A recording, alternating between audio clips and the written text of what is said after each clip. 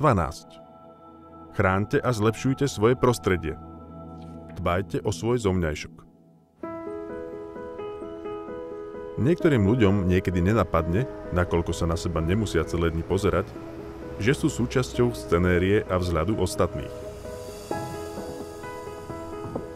A niektorí si neuvedomujú, že ostatní ich posudzujú podľa ich zovňajšku.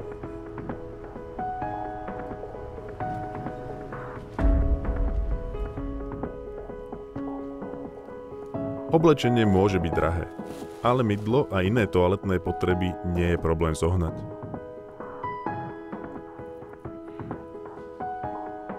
Niekedy je ťažké prísť na postupy, ale dajú sa vyvinúť.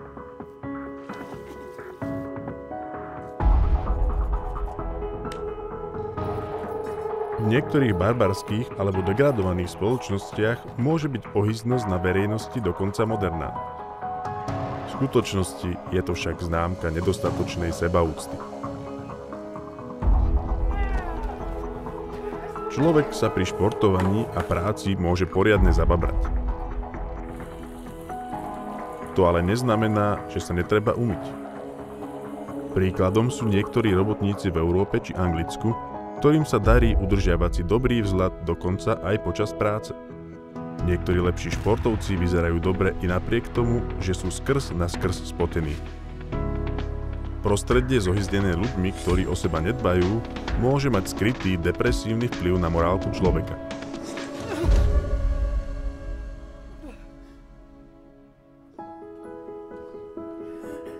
Povzbudzujte ľudí vo vašom okolí, aby dobre vyzerali tým, že im zložíte poklonu, keď dobre vyzerajú. Alebo im dokonca nenásilne pomôžte vyriešiť problém s ich vzhľadom, ak nie je dobrý. Môže to posilniť ich sebaúctu a morálku.